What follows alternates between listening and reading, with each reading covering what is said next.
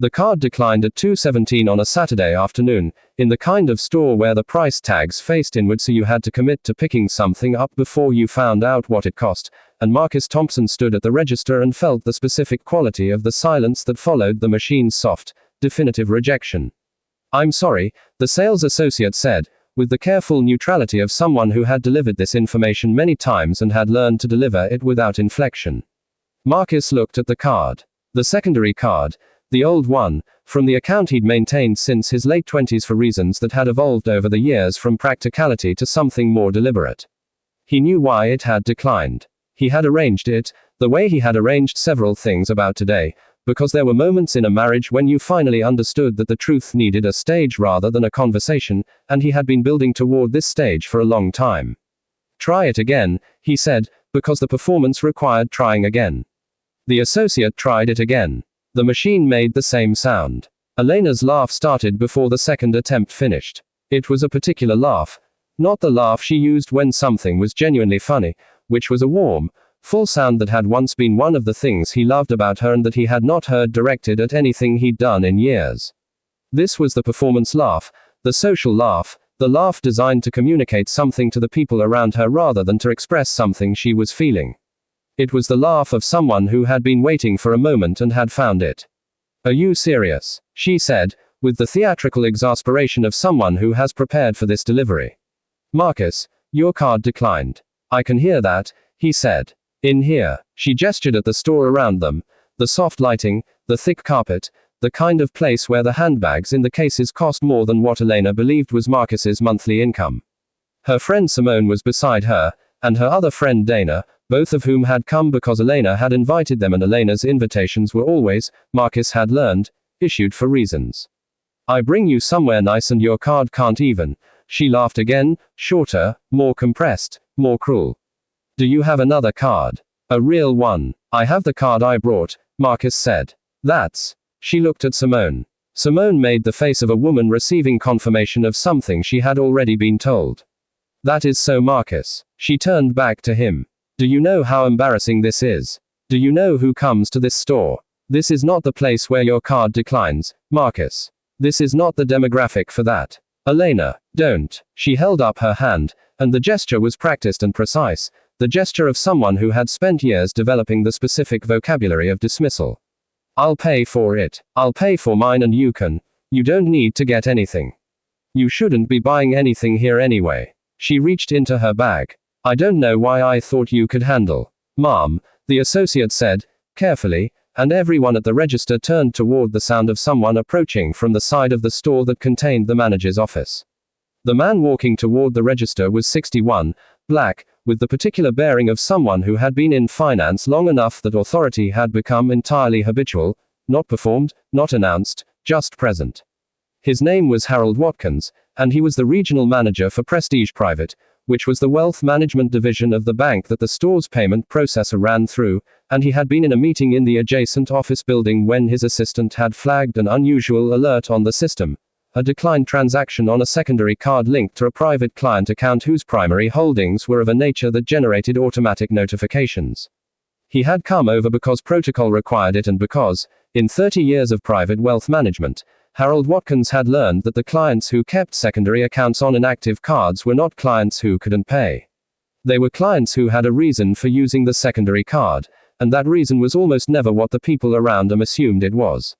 He recognized Marcus Thompson from the client photographs on file, from 3 in-person meetings at the private offices on Peachtree, from the specific, quiet way Marcus stood at counters in public spaces, as if the counter were his by right rather than by invitation. "Mr. Thompson," Harold said. He said it with the warm, genuine deference of someone who understood exactly who he was speaking to and why it mattered. "I'm so sorry for any difficulty. We've had some technical flags on secondary accounts today.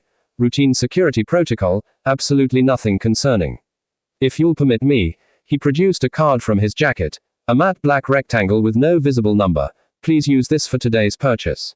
I'll have everything sorted on our end." The sales associate looked at the card, then at Harold, then at Marcus. Elena had stopped laughing. Marcus looked at Harold. He looked at the card. He looked at Harold once more, and something passed between them, not instruction, exactly, but the specific, mutual understanding of two men who both knew what was happening and were deciding together how much of it to let unfold here. Thank you, Harold, Marcus said. I appreciate you coming over. Of course, Harold said. And, he paused, with the professional care of someone choosing the next sentence with complete precision, I want to say, it's always good to see you. Your account performance this quarter has been exceptional. I'll have a full briefing from Gerald's team to your office Monday. He looked, briefly and without performance, at Elena. I hope the rest of your Saturday is more enjoyable than the last few minutes. He stepped back, and remained, not intrusively, but present in the specific way that presence communicates something without saying it. Elena was very still. The sales associate was running the matte black card through the reader with the focused efficiency of someone who has understood that the register they are standing at has just become the most important register in their Saturday, and possibly their career. Mr. Thompson, the associate said, your purchase is, of course. Shall I have this wrapped? Please, Marcus said. It had started, as most things in the marriage had started, with a version of Elena that was real and worth loving. He had met her 9 years ago, and the woman he had met was, he wanted to be accurate, even now, genuinely remarkable. She had been funny with the specific, sharp humor of someone who saw the absurd in things that other people took at face value. She had been warm with people who worked in service jobs, which he had noticed and valued because he believed it revealed something true about a person. She had been curious about his work in the early years. Not the financial details, which never interested her, but the texture of it, the why of it, which she had asked about in ways that felt like genuine wanting to know. She had been, for the first 2 years of the marriage, a person with whom he had built something he believed in. The shift had been gradual, the way these things were always gradual, not a single pivot but a long, slow accumulation of smaller turns, each of which could be explained individually and which collectively described a direction. She had begun spending more, not recklessly, not at first, but with the increasing ease of someone who had convinced themselves that money was abundant because it had always been there when they reached for it.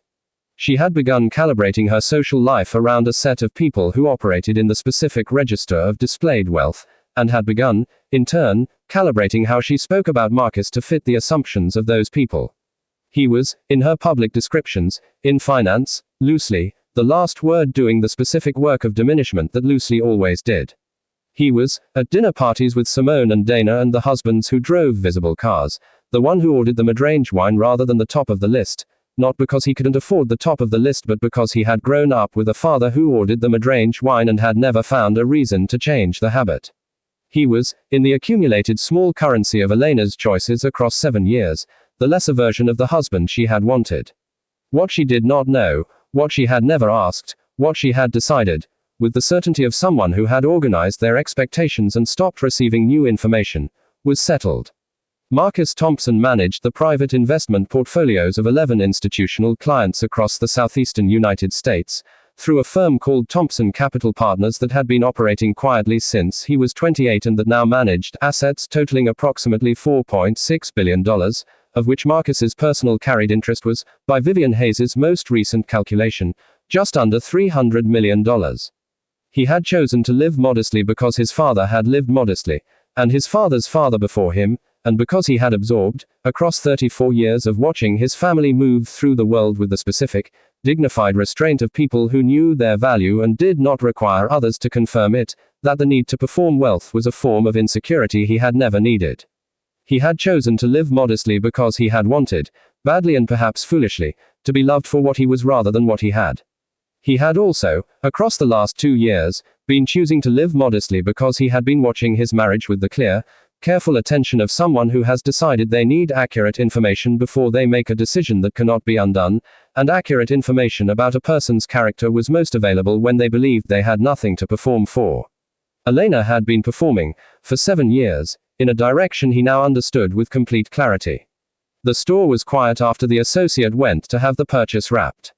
Simone and Dana had the specific stillness of people who had been in the middle of a performance and have watched the stage change around them, still in their positions, costumes still on, but uncertain about the lines. Elena was looking at Marcus. She was looking at him the way she had not looked at him in a very long time. Not the managing look, not the assessing look, not the look that communicated her disappointment in him as a background condition of her experience. She was looking at him with the raw attention of someone who has just discovered that the picture they have been using is not the actual subject. Quarterly account performance, she said, finally. Not quite a question. Yes, Marcus said. Gerald's team. My portfolio manager, Gerald Chen. He runs the investment strategy for the private accounts.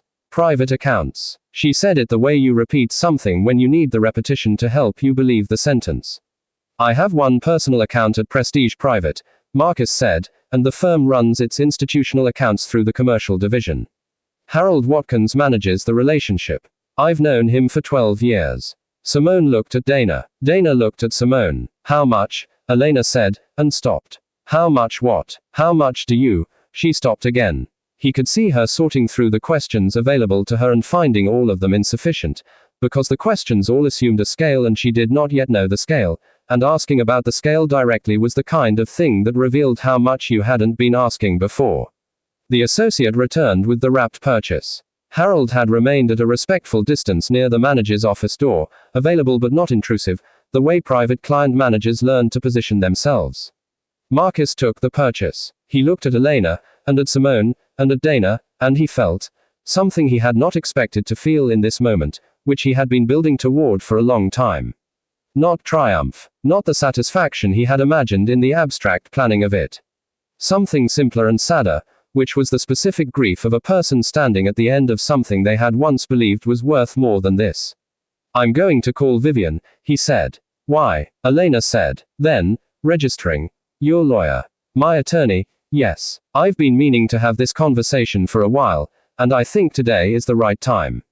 He held his package. I want to do this fairly and cleanly. Vivian will contact your attorney this week with the documentation. I've had everything prepared for about 3 months. Marcus, I've been keeping this part of myself separate from you for the last 2 years, he said. Partly because of how long it took me to understand what the marriage actually was, and partly because I wanted to give it every reasonable chance. He looked at her directly. The laugh today was not, it wasn't a new thing. It was the clearest version of something that has been true for a long time.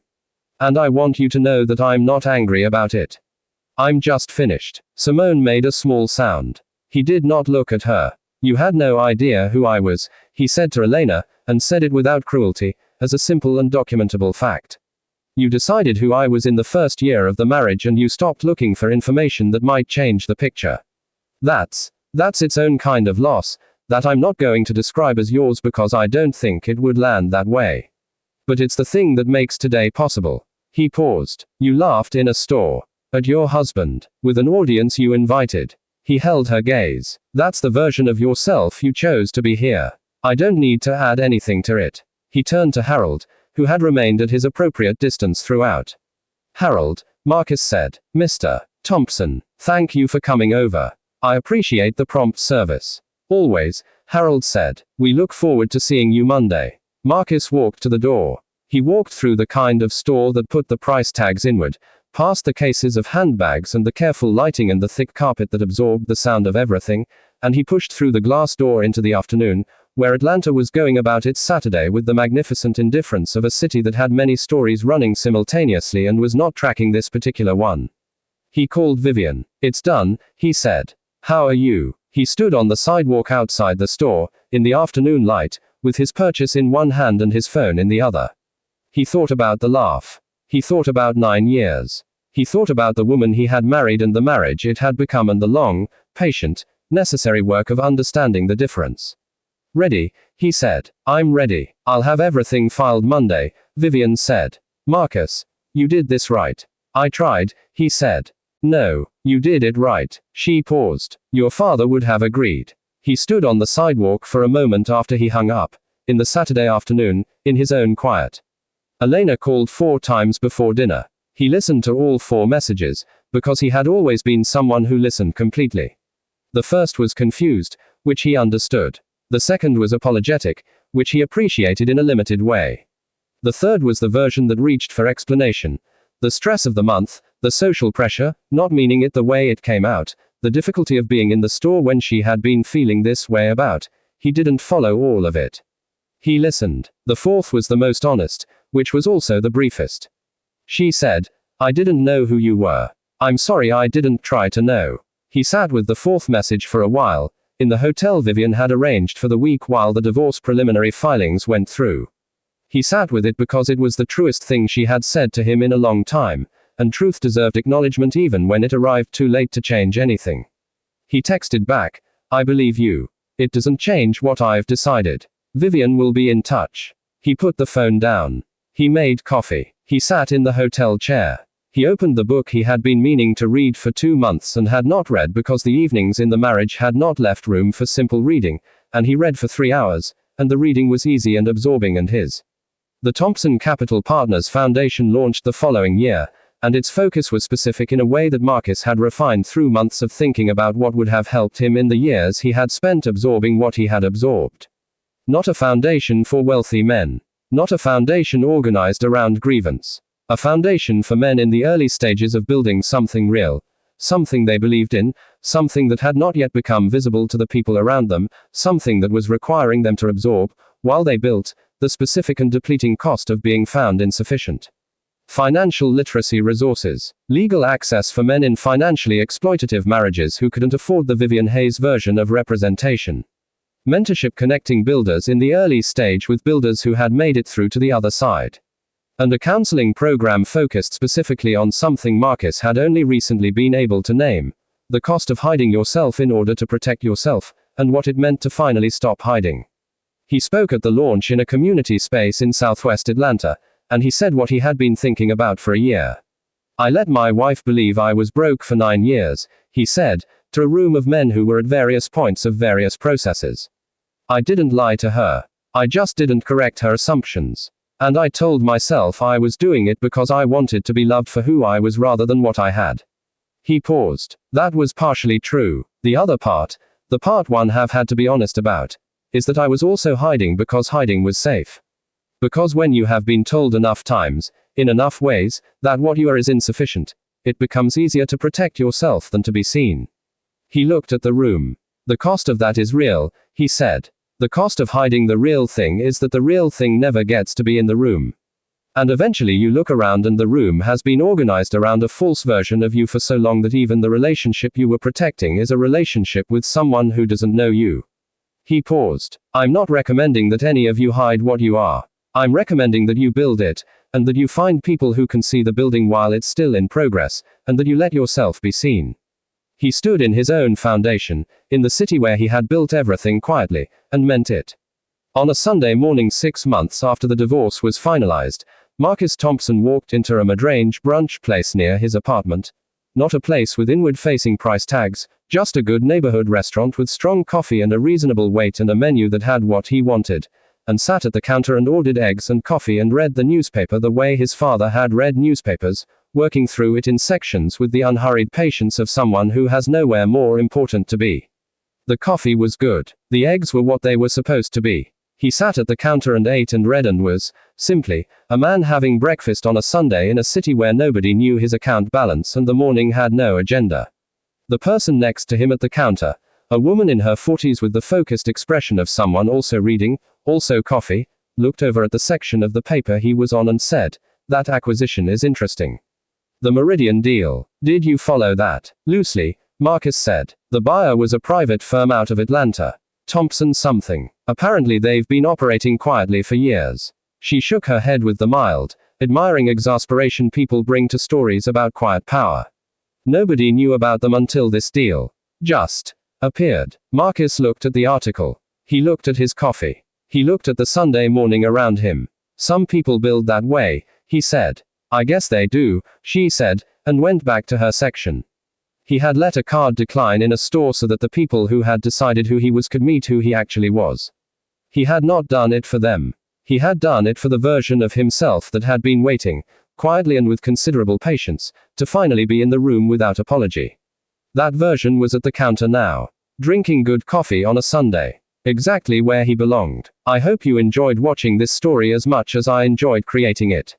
If it moved you, like, share, and comment on the lessons you took from it. Let me know where you're watching from, and I'll see you in the next video.